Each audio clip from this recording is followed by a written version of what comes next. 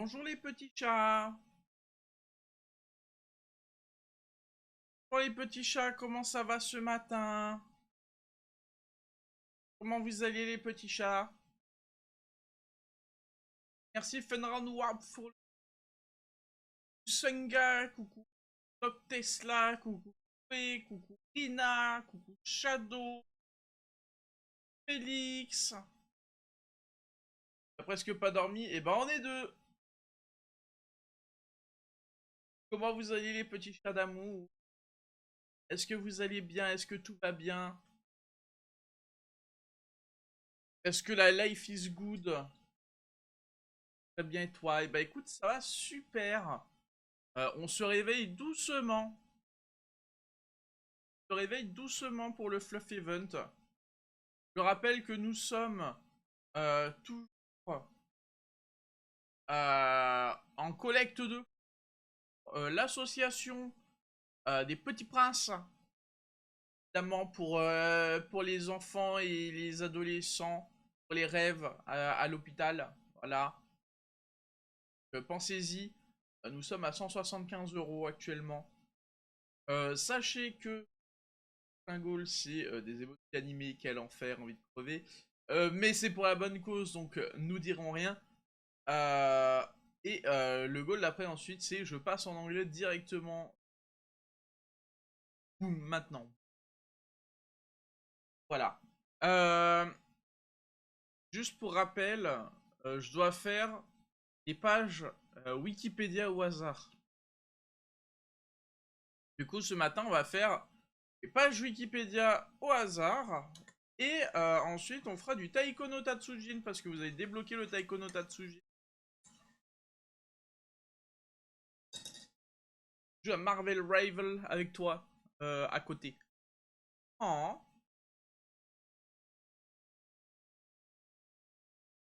C'est votre pied animé, c'est terrifiant. Aïe aïe aïe. Du coup, si vous voulez participer, n'hésitez pas. Point d'exclamation don. Vous souhaitez donner, n'oubliez pas, les dons sont défiscalisés en France. 66% de mémoire. Pensez-y, ça peut être pas mal, ça peut être intéressant pour ceux qui veulent payer moins d'impôts pour l'année pro. Pensez-y. Voilà. Echo, comment ça va? Comment que ça va le Kiko? Comment ça va les petits chats? Donnez-moi juste un instant, je vais juste prendre un petit médicament. Que ça fait maintenant 4 jours, hier ça faisait 3 jours, que j'ai mal à la tête du côté gauche. Et je ne sais pas pourquoi. Je suis un peu en mode, eh, bah j'aime pas ça. J'aime pas quand ça m'arrive ça. Au moins que je prenne un petit médicament. Quand je m'hydrate, hein. Baby no money.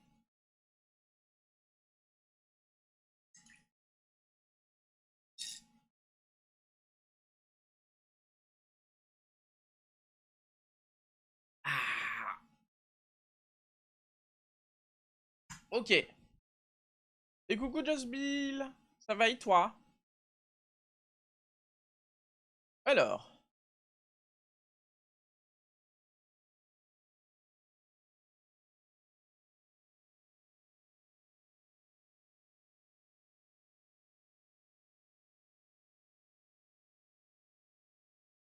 Ok. Donc, comme vous pouvez voir, ceci est un écran noir. Baby no money.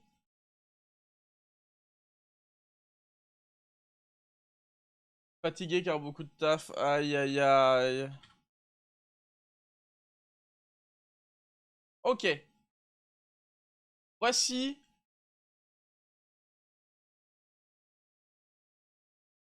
ma recherche internet, d'accord? Bon, je le fais à l'arrache. Ah oui, ça c'est supposé dans le jeu. Ah, attendez. C'est vrai que j'ai oublié que c'était un interface professionnel. J'ai pas l'habitude d'avoir des interfaces professionnelles. Voilà. Baby no money, baby no money. Et merci Michel Comen. Merci beaucoup pour le follow, c'est adorable.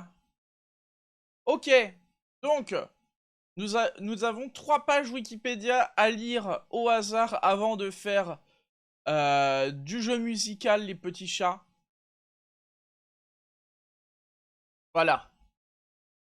Normalement, vous avez correctement.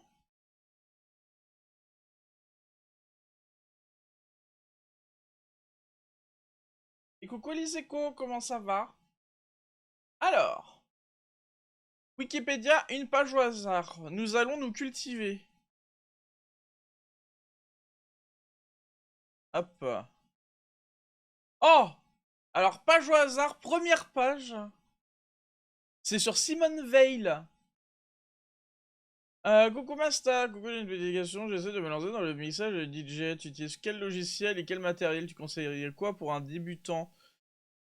Moi de mon côté, vu que je suis totalement débutante, Masta, j'utilise des platines Native Instruments, les Traktor. Une Traktor S2 MK3, ça fonctionne pas mal. Hop.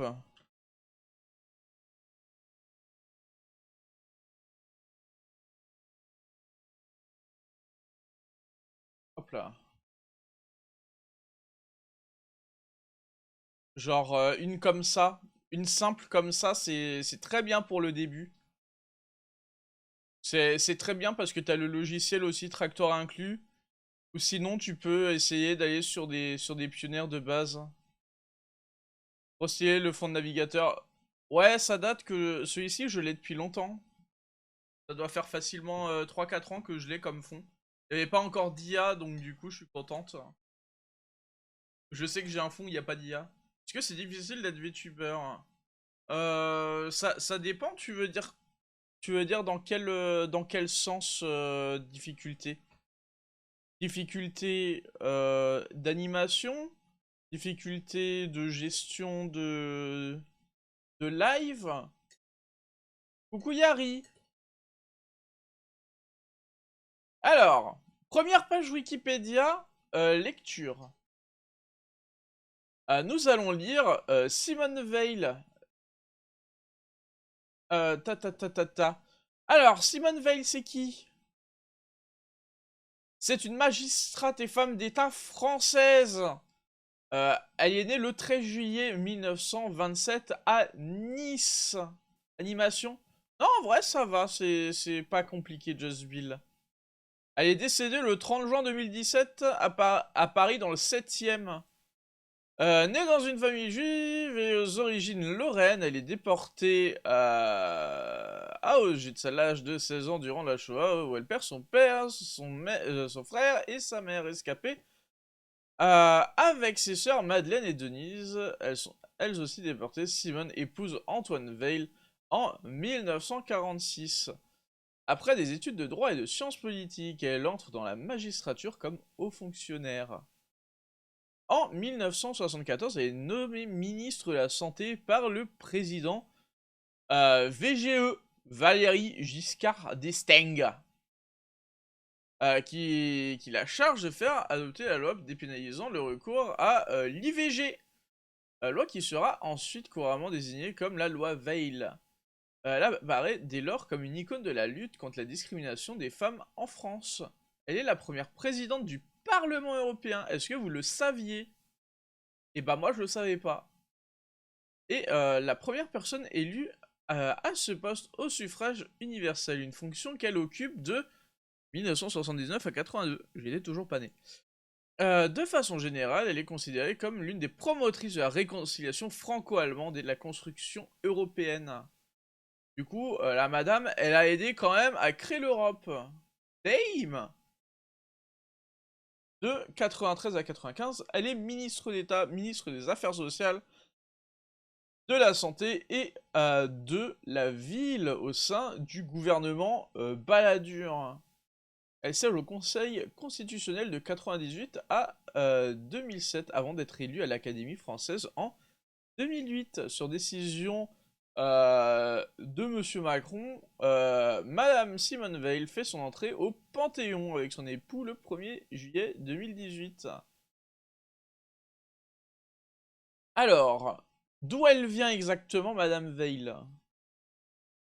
Sachez que c'est tous les 50 €, il y a des pages Wikipédia qui sont lues au hasard. On est tombé sur la première page au hasard sur Madame Veil. Voilà.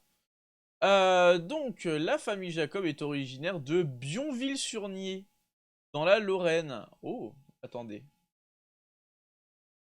Alors, très belle église.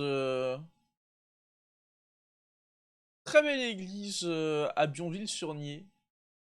Et ça se trouve par là. Ça se trouve par là.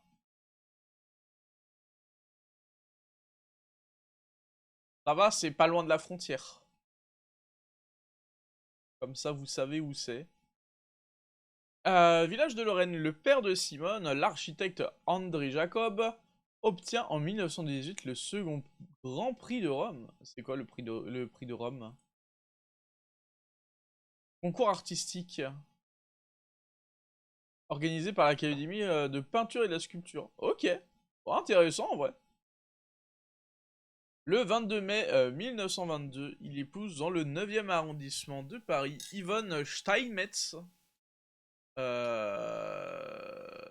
fille d'un fourreur de la capitale, bachelière et étudiante en chimie. André exige avec succès qu'elle abandonne ses études après leur mariage.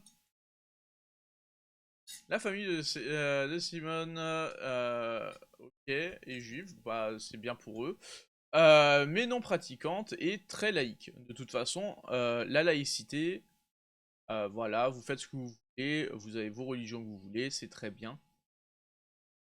Tant que vous êtes heureux, c'est le plus important.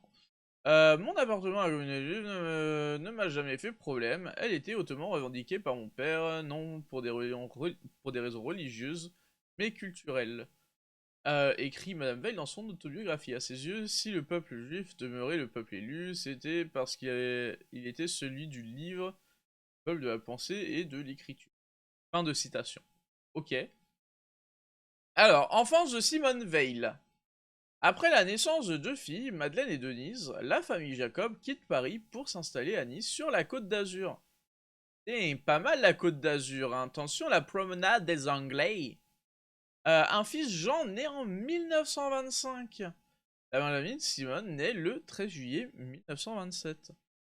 Du fait de la crise de 1929, 1929 c'est la crise avec tout ce qui était pétrole, etc., non? Je crois, hein, crise de 1929.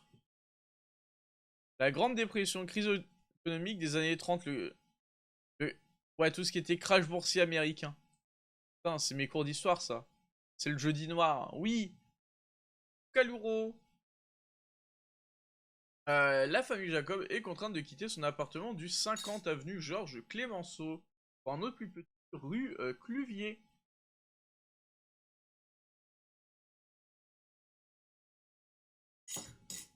Lorsque la crise s'aggrave, les commandes aux architectes comme son père se raréfient et sa mère tricote pour les enfants de familles démunies. En 1937, Simone entre en 6e au lycée de jeunes filles Albert Calmette de 1962, où elle fait ses études secondaires jusqu'au baccalauréat en 1944. Et ensuite, Seconde Guerre mondiale. Le 3 septembre 1939, le Royaume-Uni, la France entre en guerre contre l'Allemagne et vient d'attaquer la Pologne. Le 10 mai 1940, l'armée allemande lance une offensive sur le front ouest. Les armées franco-britanniques sont très vite mises en déroute. Le 14 juin, l'armée allemande entre dans Paris alors que le gouvernement français de Paul Reynaud s'est réfugié à Bordeaux. Le 16 juin, Reynaud est remplacé par le maréchal Pétain comme président du Conseil. De juin 1940 au premier statut des personnes juives. Octobre 1940. Les enfants Jacob sont envoyés vers Toulouse, la ville rose, où ils séjournent quelque temps chez leurs oncles. Ils rentrent ensuite à Nice lorsque l'armistice est signé le 22 juin 1940 par le gouvernement Pétain. La France est soumise à une occupation partielle. Il se retrouve dans la zone non occupée. André Jacob est accablé, mais ne pense pas que les personnes juives aient quoi que ce soit à craindre. Bah, personne ne l'aurait cru en fait. Personne l'aurait cru à cette époque-là qu'ils aient quelque chose à craindre. Hein. Ils ont vraiment vécu des sales trucs, les pauvres. Coucou Rogald, comment ça va? Le 10 juillet, l'Assemblée nationale, c'est-à-dire l'ensemble des députés et des sénateurs réunis à Vichy, accorde une écrasante majorité des présidents les pleins pouvoirs au maréchal Pétain qui devient peu à peu chef de l'État renommé État français. Le 4 octobre, le gouvernement de Pierre Laval met en place le premier statut des Juifs. Si, vraiment, moi ça m'a sidéré quand j'avais appris ça à l'école. Je me suis dit vraiment, on a fait littéralement comme les Américains. Genre, ça m'avait choqué de fou.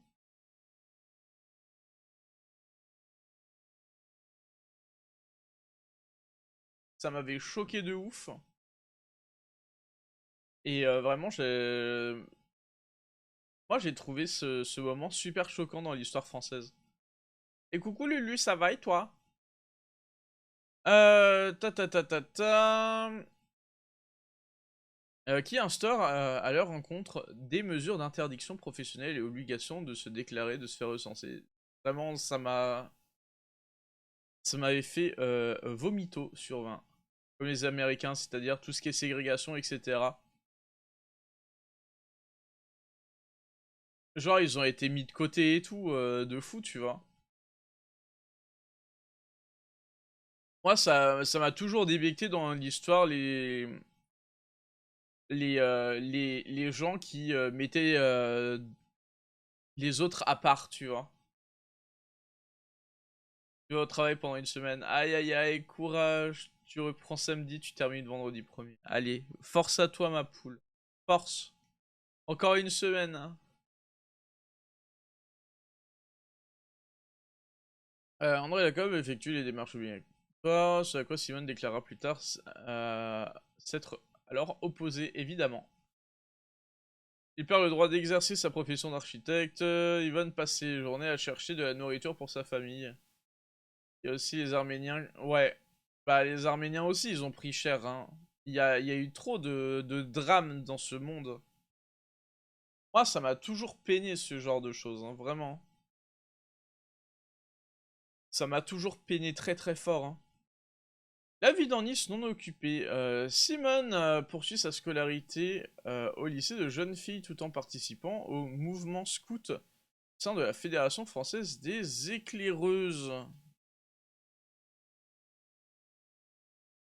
Dans laquelle toute sa famille s'investit aussi. Simone considère les scouts comme une deuxième famille. Généralement, les scouts, ils disent toujours que les scouts, c'est une deuxième famille. Il y en a beaucoup qui le disent. J'ai jamais fait les scouts, mais c'est ce que j'entends à chaque fois.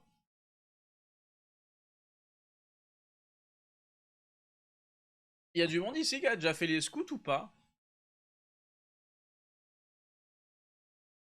C'est cruel. Ouais, mais on est là pour faire du bien, nous, ici. Nous, on est là pour les petits princes. On est là pour faire du bien pour les petits princes. Voilà, pensez-y. Nous, au moins, on est là. On, on fait de notre mieux. Et du coup, c'est bien. Ta ta ta ta ta. Du coup, Simone, elle a poursuivi sa scolarité dans le lycée de jeunes filles. Elle a fait les scouts. Euh, Du coup, la famille Jacob rencontre une femme qui s'appelle Nicole Clarence, qui est cheftaine de Jean, et ça sera une future résistante. Ça existe en France, ça, les scouts? Ouais, ça existe les scouts en France. Il y en a en France des scouts, hein.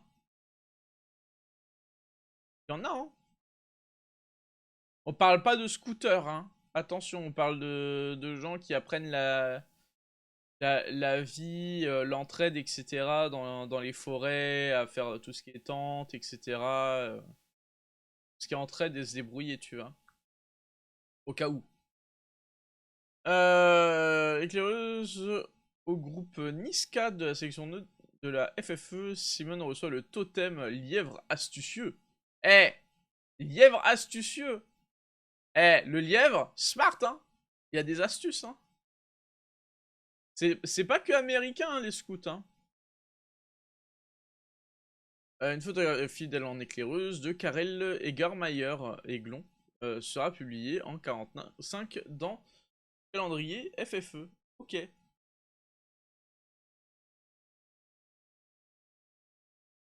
C'était son surnom après. Simone les bons tuyaux, toujours une astuce pour vous. Aïe aïe aïe. Elle a fait des grandes choses cette femme, hein. Elle a fait des grandes choses cette femme. Elle a fait beaucoup pour la France, hein.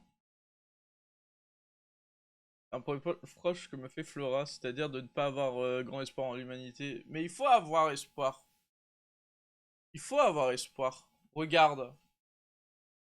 Moi, je suis fier de vous. On a déjà réussi à lever 175 € sur notre petit live pour une superbe association caritative pour les jeunes. C'est bien. Vraiment, je suis fier de vous, les petits chats. Chaque euro compte, hein. Et en plus, c'est défiscalisé, 66%. En 42, à la suite du débarquement allié en Afrique du Nord, l'armée allemande occupe la zone libre, laissant cependant les départements à l'est du Rhône, sauf les Bouches-du-Rhône, à l'occupation italienne. Pour les personnes juives de Nice, la situation ne subit pas de changement car l'armée italienne, qui occupait déjà Menton depuis 1940, n'applique pas les mesures antisémite du régime N-word de voilà du méchant avec la moustache là. Contrairement à l'armée allemande. Le 3 septembre 1943, alors que les Alliés viennent de débarquer en Calabre, le gouvernement italien du maréchal Badoglio, qui a arrêté Mussolini, signe secrètement l'armistice avec les Alliés. Cet armistice est annoncé le 8 septembre par l'armée américaine, sans l'aval de Badoglio, prenant l'armée italienne au dépourvu et permettant aux Allemands d'occuper l'Italie jusqu'à la ligne de front. La zone d'occupation italienne en France est abandonnée et passe sous occupation allemande. Ok. Période de l'occupation allemande. Alors, j'ai une question. Là, normalement, on devait faire la page complète. Sur la personne. Le truc, c'est que je me dis... Là, on part vraiment sur 39-45++. Et j'ai un peu peur de me faire tabasser par Twitch.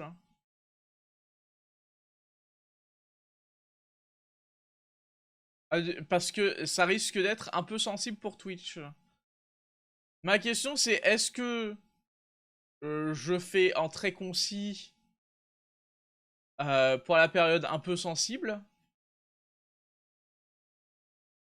et, et après on relie correctement tout ce qui est retour en France.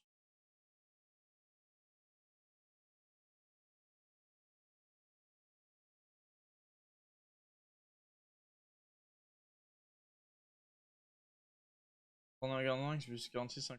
Hein? Parce que là, ça apparaît beaucoup du camp des haines et de choses comme ça. Après, il faut peut-être le devoir de rappel, c'est important. On va faire le devoir de rappel, d'accord? On va faire le devoir de rappel, c'est pas grave. Si je prends un Théo pour ça, ça sera mérité.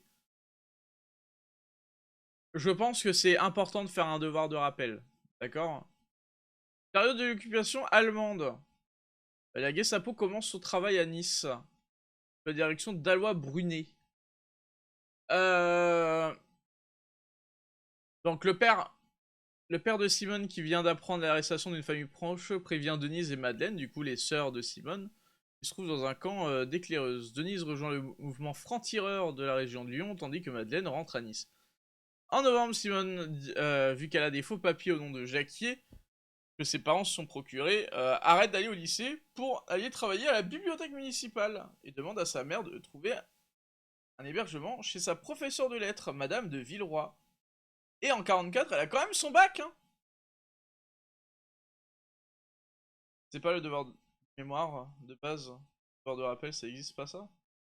Bah, c'est le devoir de mémoire. On va faire le devoir de mémoire parce que c'est important, il y a des choses atroces qui sont passées dedans, donc voilà. Du coup, on va le faire quand même concis, mais voilà. Faut sûrement édulcorer un peu pour Twitch. Ouais, c'est ce que je vais faire, Rina. Du coup, malheureusement, il y a eu beaucoup d'arrestations pour les personnes de religion confession juive, malheureusement. Ce qui m'a débecté dans mes livres d'histoire, etc. Vraiment. J'ai pas beaucoup aimé l'humain à ce moment-là, j'étais pleine de rage. Voilà, ça, faut le rappeler. Le 30 mars 44, alors qu'elle va chez un ami, rejoindre les filles de sa classe pour fêter la fin des épreuves du bac, que la famille lui avait interdit, elle est contrôlée dans le centre-ville de Nice par deux Allemands en civil qui détectent la falsification de sa carte d'identité et l'arrêtent. Son camarade et elle sont emmenés à l'hôtel Excelsior, c'est le QG des Allemands à Nice qui sert aussi de lieu de regroupement des personnes juives à Nice qui se sont fait arrêter malheureusement. Le garçon à qui Simon Jacob a eu le temps de glisser l'adresse de Madame de Villeroy, boulevard Carabakel, se rend chez elle, la prévenir et tenter d'informer sa famille. Euh, mais il est filé par la Gestapo. Ah! Dans les heures qui suivent, Jean, Madeleine, Yvonne, qui se trouvent dans l'immeuble du boulevard, sont aussi appréhendés. Malheureusement, les quatre sont envoyés dans le camp de Drancy, où malheureusement, ils se retrouvent dans un camp pas cool. Voilà. Dans le camp pas cool, qui s'appelle A, malheureusement,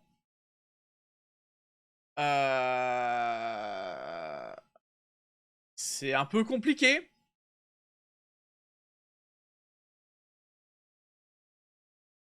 Ça me fait mal de dire ça en fait, donc je pense on va passer là et on va dire qu'il y a que Simone qui survit, d'accord?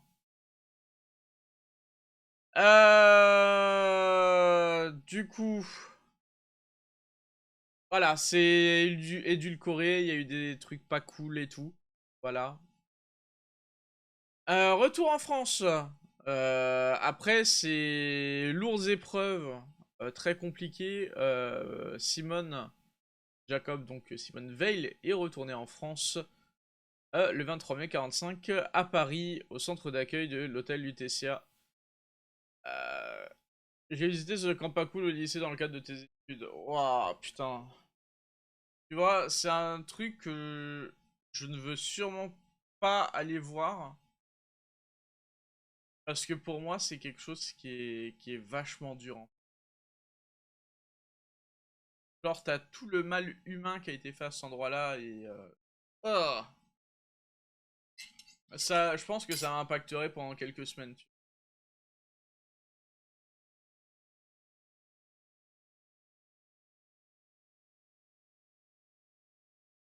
Et j'aime pas les injustices. Je suis quelqu'un qui a horreur des injustices, d'accord? Et, euh, et vraiment, cette période de l'histoire, ça m'a révolté. Et vraiment, ça m'a révolté plus.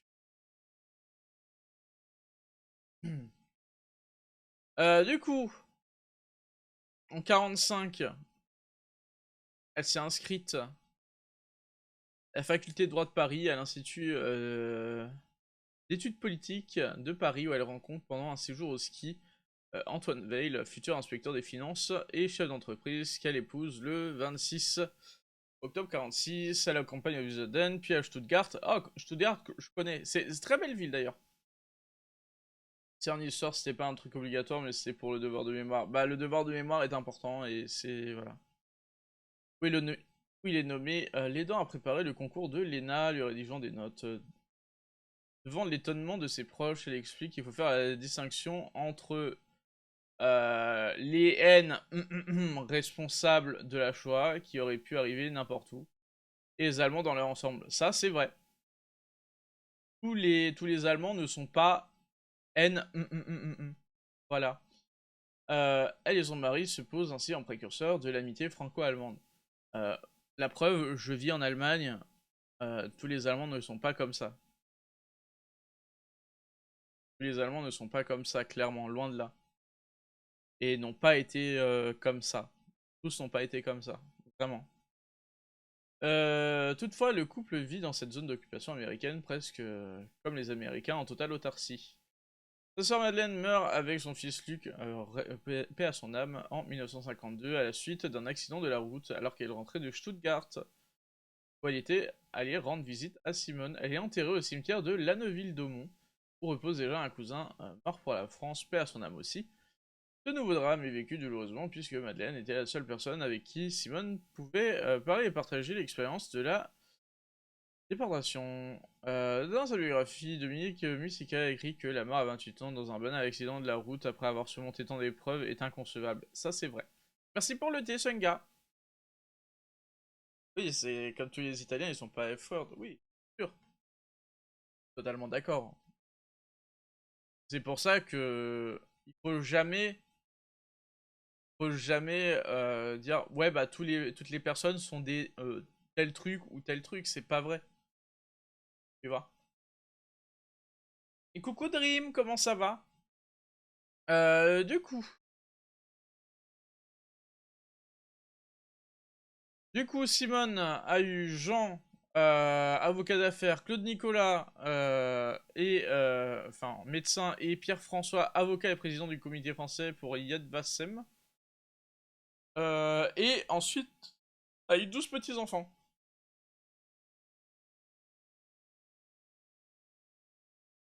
Elle a une carrière judiciaire, du coup. Elle a eu sa licence de droit et son diplôme d'études politiques à Paris. Elle renonce à sa carrière d'avocate et passe avec succès le concours de la magistrature. Oh. Elle a eu un poste de haut fonctionnaire dans l'administration pénitentiaire au ministère de la Justice. Et pendant la guerre d'Algérie, elle a réussi à transférer en France des prisonnières algériennes exposées au mauvais traitement et au V-word et des hommes menacés de la peine capitale. Du coup, elle a essayé de sauver des gens et ça, c'est bien. Voilà, ça, c'est bien. Vous voyez, c'est une bonne personne. Elle fait obtenir la détention au titre de régime politique de milliers de membres du FLN internés en France. Elle passe en 64 aux affaires civiles. En 69, elle rentre au cabinet du ministre de la Justice. Tu viens de te réveiller, aïe aïe aïe. Nous, on est en train de faire les pages Wikipédia qu'on devait faire au hasard. Et on est tombé sur la biographie de Madame Simone Veil. Alors que seulement 40% des Françaises de l'époque travaillent. Et encore moins dans les cercles de la bourgeoisie parisienne, la carrière professionnelle de Simone Veil suscite un certain étonnement. Elle a servi de pionnière aussi pour les femmes de France, hein. Pas oublier, hein. Ah ouais, tu te vois très présente auprès de ses enfants, adolescents ou jeunes adultes. Je suis sûr, elle a fait des vocations hein, chez les femmes, hein. Vraiment, hein. Dans ses mémoires, elle mentionne une action politique de sa part dès 71 au conseil d'administration à l'office de radiodiffusion euh, française, où elle est la première femme à être nommée. À ce poste, elle surprend en s'opposant notamment à la diffusion du documentaire L'Occupation, le chagrin et la pitié qu'elle juge injuste et partisan. Évoluant dans un milieu proche du MRP, quand son mari est membre, elle est libérale et ouverte sur les questions de société. Elle s'enthousiasme pour Pierre Mendès France et vote plusieurs fois pour l'ASFIO. Elle regarde avec bienveillance mai 68, affirmant: contrairement à d'autres, je n'estimais pas que les jeunes se trompaient, nous vivions bel et bien dans une époque figée. D'accord, du coup, elle a, entre guillemets, soutenu un peu de loin mai 68. Lors de l'élection présidentielle de 65, elle vote au premier tour pour Jean Le Canuet, à celle de 69 pour Pompidou. Ok. Euh...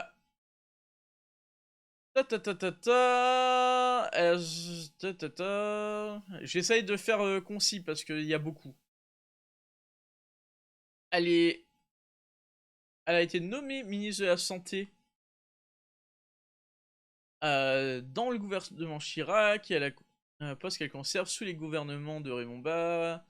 Elle est la deuxième femme à devenir ministre de plein exercice. Ok, elle est chargée de se présenter au Parlement le loi sur l'IVG. Ça, c'est important. Oubliez pas elle a littéralement pavé des routes. Hein. Elle a ouvert des voies. Hein. Elle a donné beaucoup de droits aux femmes, hein, cette dame.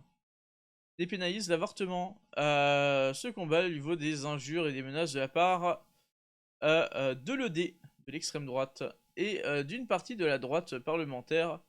Comme l'a rappelé Jean d'Orsemont en l'accueillant à l'Académie française dans un discours devant les députés, elle soutient que l'avortement doit rester l'exception. Qui ont recours pour des situations sans issue. Bah, grâce à ça, elle a quand même un peu push le truc, c'est bien. Le texte est finalement adopté à l'Assemblée nationale le 29 novembre 1974 et ensuite adopté au Sénat 2 semaines plus tard. Elle entre en vigueur le 17 janvier 1975. Elle s'oppose aussi à la banalisation de l'avortement. Alors, ouais, bon. Voilà, hein.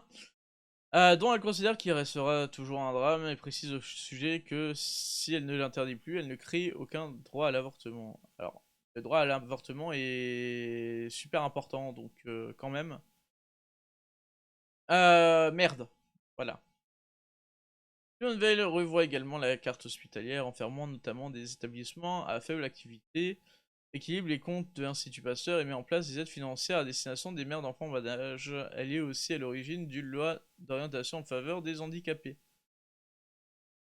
Bah, dans l'ensemble, elle a fait des trucs bien, hein, en soi. Hein.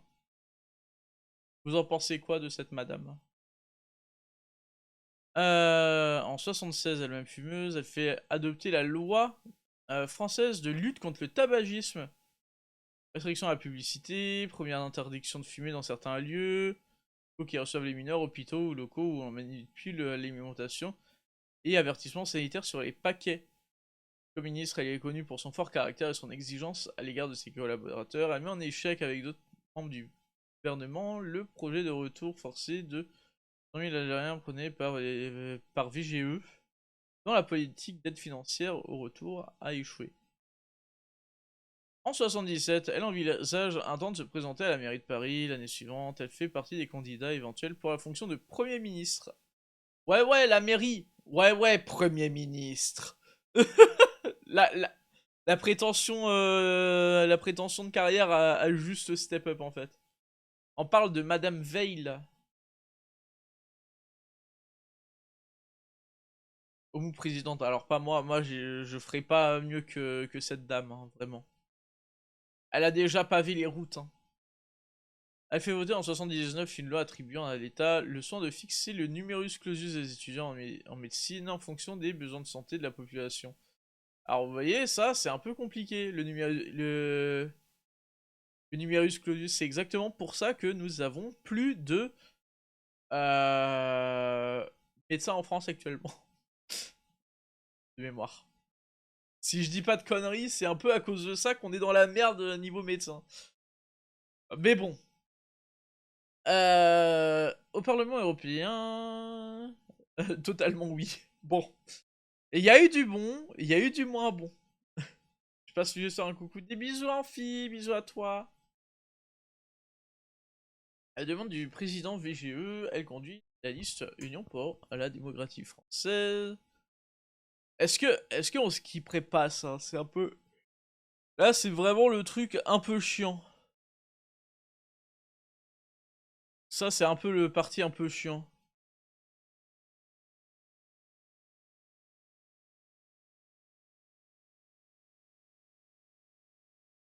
Elle a participé à l'Union Européenne, à la création de l'Union Européenne, ça on l'avait dit. En 93, Madame Veil nommée ministre d'État, ministre des Affaires sociales, de la Santé, de la Ville. Ça, on l'avait dit. Elle met en place le praticien adjoint contractuel. Qu'est-ce que c'est? Praticien à diplôme hors européenne, pas du, sont en France des médecins hospitaliers ayant obtenu leur diplôme hors de l'Union européenne et ne bénéficiant pas de ce titre de la plénitude d'exercice. Ah, ok, ok, bon, je sais pas forcément quoi en penser, mais ok. Ok, elle s'est retirée de la vie publique un petit peu.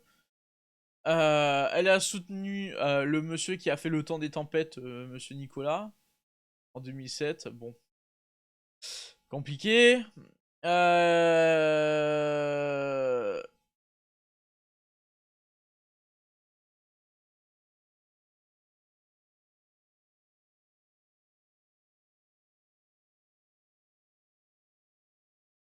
je pense que on peut. Pour la suite, on en a déjà parlé en haut, donc du coup, c'est bon. Deuxième page au hasard. Nous tombons sur Charles Dabadi d'Arrast. Dit, si Homo tombe sur la page Wikipédia, et t'as pas de page Wikipédia, toi. Charles Dabadi d'Arrast ou Jean-Charles Dabadi d'Arrast, 15 décembre 1821 à Toulouse, 23 décembre 1901 à Saint-Étienne de Baïgorry, est un homme politique français. Putain, on tombe que sur la politique, c'est quoi ça? La page est un peu plus légère quand même. Hein. Charles Dabadi Dara, né le 15 décembre 1821 à Toulouse, il est le fils de Michel Arnaud Dabadi, descendant d'une famille d'abbés laïcs d'Arras. En 1791, il fuit la Révolution et émigre en Espagne, en Angleterre, puis en Irlande. Il épousa Eliza Thompson of Park le 18 juillet 1807 à Turle. De cette union naissent Eliza, épouse d'Alexandre Glébizouin, Antoine, Célina, Arnaud, Arnaud Michel, Julia et enfin Charles. Il épouse Marie-Augustine Émilie Henriette. Putain, le nom il est long. C'est vraiment un nom avec tiret. Hein. Du coup, c'est pas des noms séparés. Hein. C'est vraiment remplir ses fiches d'imposition avec ce prénom, c'est compliqué. Écrivaine de 16 ans, écrivaine de 16 ans, sa cadette, le 21 novembre 1857. Ce mariage avec une protestante le fait rompre tout contact avec sa famille, notamment Antoine, à qui il avait déjà des divergences politiques, et sa mère catholique euh, irlandaise. Charles se convertit lui-même au protestantisme et élève ses 5 enfants dans cette religion. Sophie, mère de Jeanne-Marie-Thérèse Vendy Dabadi, Arnaud, qui a pour fils Harry Dabadi d'Arrast, Henriette, Mitten et Jihen. En 48 ou 50, il achète le château d'Etcho, Saint-Étienne de Baïgorry. Il en embellit les jardins et l'intérieur de 1861 à 1870 et conseiller général des Basses-Pyrénées pour le canton de Saint-Étienne de Baïgorry. Il contribue à l'amélioration de la condition des paysans basques. Il est candidat indépendant malheureux aux élections législatives françaises de 1869. En 1871, il s'installe à Paris pour y éduquer ses enfants. Il décède le 23 décembre 1901 à Saint-Étienne de Baïgorry et était inhumé dans le caveau familial au cimetière du Père-Lachaise. Charles Dabadi d'Arras a écrit plusieurs manifestes électoraux en français et en labourdin. C'est quoi le labourdin? Labourdin est un dialecte basque parlé dans la partie occidentale du Labourd et la partie nord de Navarre. Ok. Si j'ai une page Wikipédia, il suffit de taper le mot génie et c'est bon. Aïe aïe aïe. J'essaie de trouver un jeu de mots foireux, mais j'ai pas d'inspi. Du coup, I'm Blue Dabadi Dabeda. Ok, pour moi c'est valide. Du coup, il a écrit Baigoliko Cantoina Menduko Electorae aux électeurs du canton de Baïgori, aux électeurs de la circonscription de Bayonne, au Cléon. Charles Abadi, Baïgori Tarak, Esqualdoner, Kongzeiler, Batsu, Electourer. Aux électeurs de la 9e circonscription, Charles Abadi, candidat indépendant. Ok.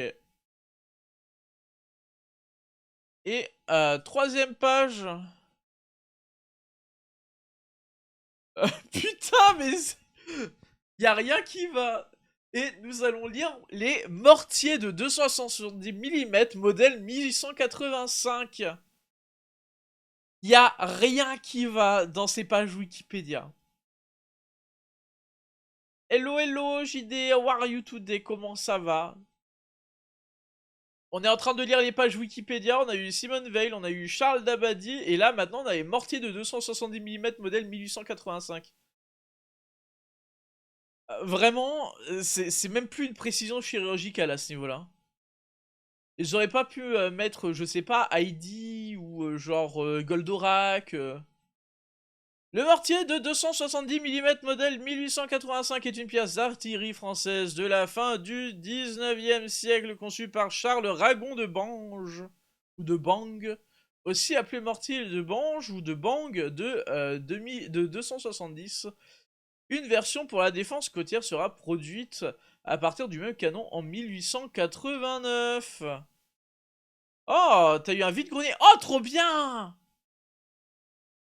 Oh, trop bien le vide-grenier. Conception le 11 mai 1874, le ministère adopte les calibres de 120, 155, 220 pour les canons, ainsi que les mortiers de 220 et 270. Le tracé définitif du mortier de 270 est arrêté le 24 mai 1878. La production commence en 1885. Le mortier de 270 modèle 1885 possède un canon rayé en acier à chargement par la culasse de 5800 kg. Il possède un affût à galets monté sur une plateforme à glissière de 10 700 kg ainsi qu'un frein de recul hydropneumatique semblable à celui du mortier de 220 modèle 1880. Putain, c'est tellement technique. Service 32 sont en service lorsqu'éclate la Première Guerre mondiale, mais ne sont utilisés sur le front qu'à partir de mai 1915. 24 pièces sont encore en réserve en 1939, mais elles ne sont pas déployées et restent dans les dépôts. Une version côtière fut développée permettant un champ horizontal de 300 degrés. Le MLE, le MIE, 1889. Certaines de ces pièces furent utilisées par la Wehrmacht. Eh ben putain, j'aurais j'aurais jamais cru lire ça de ma vie. Vous voyez, vous venez d'apprendre des choses grâce à ce live. N'oubliez pas, nous sommes en donaton pour les petits princes. Pensez-y. Demandons pour les petits princes. J'espère que ça vous a plu cette session page Wikipédias. Hop. J'espère que cette session vous a plu. Lecture. Petit rappel. Boum. Move va s'appeler Move Téléo Dagan. Aïe aïe aïe. Nous sommes évidemment en donation goal pour les Petits Princes, association Petits Princes dans le cadre du Fluff Event. Voilà, à 250 €, c'est l'émo de pied, donc il manque 75 €. Il y aura une émo de pied des enfers qui sera ajoutée à la chaîne, qui sera commissionnée à 500 €. Je passe en anglais d'un coup, boum boum, comme ça. Et ça sera déjà pas mal comme premier Comme premier objectif. Voilà. Pensez-y. Et tous les 50 euros, il y a une page Wikipédia qui est lue. Donc si vous voulez encore une page Wikipédia du savoir, il reste 25 euros à faire. Pensez-y.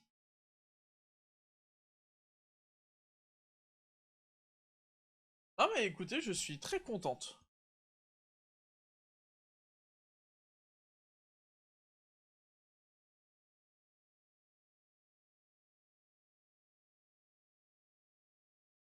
Ta ta ta ta ta. Alors, les petits chats, je vous propose maintenant que nous fassions ce qu'on devait faire, c'est-à-dire Taiko no Tatsujin. Vous aviez débloqué le Taiko no Tatsujin du samedi.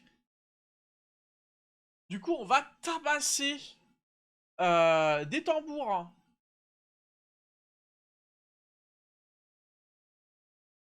On va faire du Taiko no Tatsujin. Juste, il faut que je set up le jeu. Ah ouais, anglais sans transition comme ça. Comment ça, anglais sans transition? Oui, oui. Bah, si on arrive à 500, boum, boum, transition. Sans transition, boum. Alors. Capture de jeu.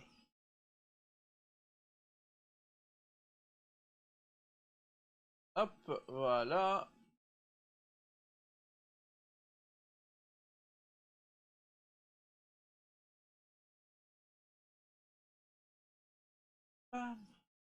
Vous avez le jeu qui est en train d'arriver, hein.